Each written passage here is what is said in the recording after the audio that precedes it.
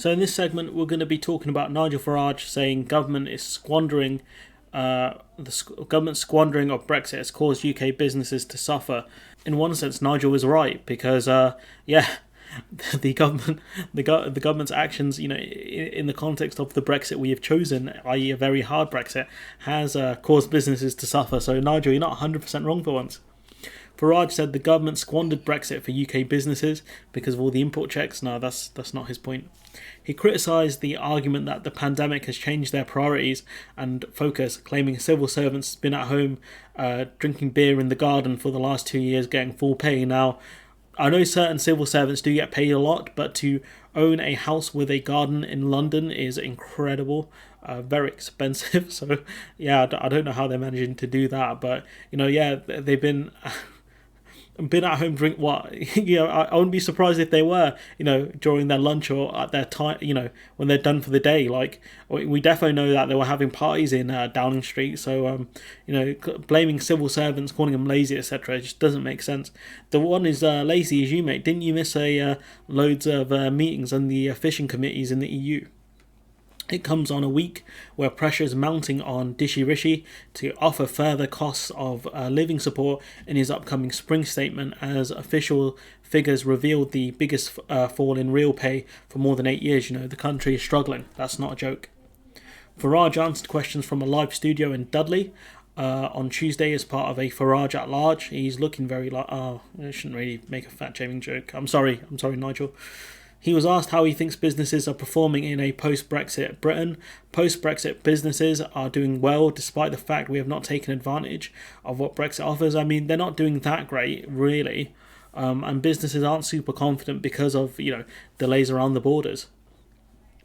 And this is his big thing, right? This is his big win here. He says, think of the insurance industry as one massive employer in this country, okay? They deal with admin and other things. Okay, every town has insurance offices. They're not just in London. They're scattered all around the West Midlands and everywhere. Okay, EU regulations making the cost of insurance in this country is too high, too bureaucratic, and it's taking 2 years for this government to even start talking about it. Again, my interpretation of insurance are typically companies that deal with car and house stuff. I know they deal with like trades, like if in case things go wrong, but his arguments don't make sense. Is now City Minister John Glenn says they're going to look at some of the EU directives on that industry.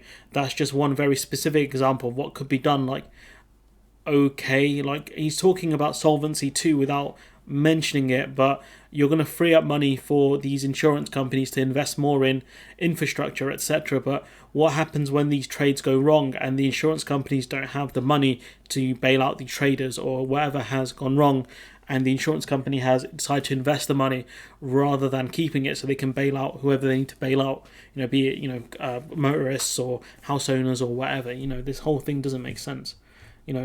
That's just one specific example what can be done, yet you're very vague in your quite specific example. Doesn't make sense.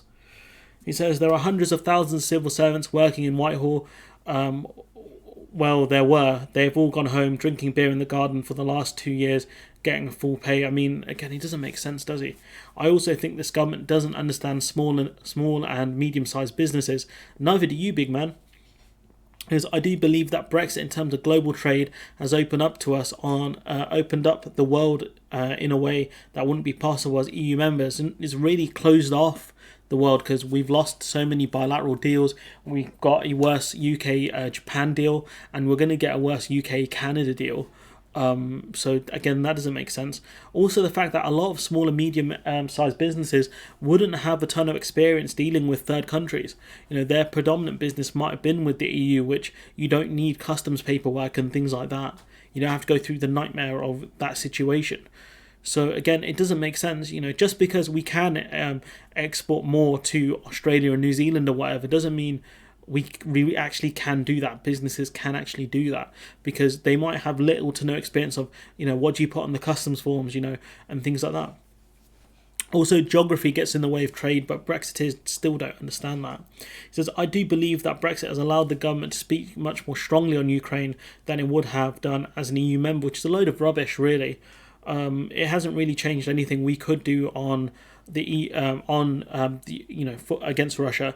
The simple fact is we've made a bigger mess of it because we could have sanctioned more if we were part of the EU, because we would have access to more lawyers and more people essentially to help us with the sanctions. One of the reasons even Liz Truss admitted so is the UK laws around sanctioning essentially is far more onerous than the ones in EU member states. There are things that we've done that are good, like what? Apart from ending freedom of movement, which is something you would say is good. What else have you done? But in terms of business, I think we've squandered it, and he hasn't actually listed why. The best he's got is insurance. There wasn't much more in this article about that, and he was there. Farage at large. I don't know if that was part of GB News, but whoever wrote this article is a big mess. George Macmillan. This is a big mess because you've stated barely anything. So even if we give Farage credit and say, oh, maybe he did actually give some more specific examples, George, you haven't actually put them in, have you? The best he's got is insurance and Solvency II. That's it. He's talked about global opportunities, but he hasn't mentioned any countries or anything. So it's a bit of a joke of an article. But anyways, I'm going to leave it there. Let me know what you think in the comments below. Like, comment, share, subscribe, and hopefully I'll see you in the next one.